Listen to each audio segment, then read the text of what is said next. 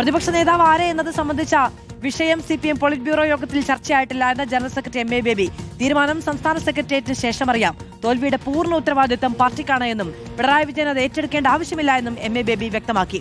പ്രതിപക്ഷ നേതൃസ്ഥാനവുമായി ബന്ധപ്പെട്ട ചർച്ച സംസ്ഥാനത്ത് നടക്കുമെന്ന് സംസ്ഥാന സെക്രട്ടറി MV ഗോവിന്ദനും പറഞ്ഞു.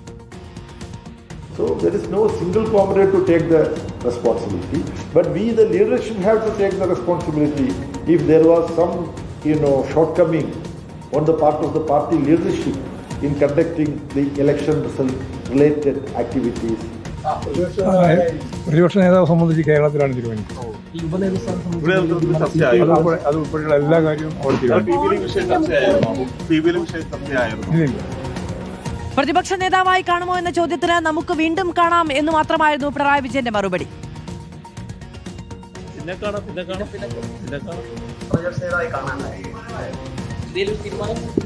നമുക്ക് പിന്നെ കാണാം ഏതായാലും.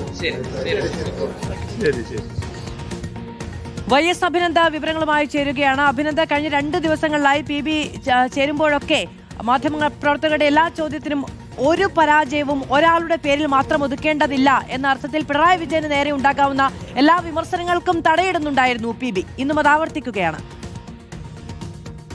നിയമസഭാ തെരഞ്ഞെടുപ്പിലുണ്ടായ തോൽവി അടക്കം പരിശോധിക്കാൻ വിളിച്ചു ചേർത്ത പോളിറ്റ് ബ്യൂറോ യോഗത്തിൽ ഏറെ ആകാംക്ഷയോടെ കൂടി കേരളീയർ കാത്തിരുന്നത് പ്രതിപക്ഷ നേതാവ് ആരാകുമെന്നതുള്ളതായിരുന്നു. ദില്ലിയിൽ അതിന്റെ പ്രഖ്യാപനം ഉണ്ടാകുമോ എന്നതായിരുന്നു ചോദ്യം. പക്ഷെ ദില്ലിയിൽ പ്രഖ്യാപനം ഉണ്ടാകില്ല. പ്രതിപക്ഷ നേതാവിനെ സംസ്ഥാന സെക്രട്ടേറിയറ്റ് കൂടി ചേർന്ന് തീരുമാനം എടുക്കുമെന്നാണ് MV ഗോവിന്ദൻ പാർട്ടി സെക്രട്ടറിയും CPM ജനറൽ സെക്രട്ടറി MA ബേബിയും വ്യക്തമാക്കിയിരിക്കുന്നത്. പ്രതിപക്ഷ നേതൃസ്ഥാനം ആര് ഏറ്റെടുക്കണമെന്നതുമായി ബന്ധപ്പെട്ട ഒരു ചർച്ചയും അത് പോളിറ്റ് ബ്യൂറോ യോഗത്തിനകത്ത് ഉണ്ടായിട്ടില്ല എന്നുള്ള വിശദീകരണമാണ് ഇന്ന് പാർട്ടി ജനറൽ സെക്രട്ടറിയുടെ വാർത്താ സമ്മേളനത്തിൽ നിന്നും ഉണ്ടായത്. പിണറായി വിജയൻ സന്നദ്ധനാണോ എന്ന കാര്യം പരിശോധിക്കും.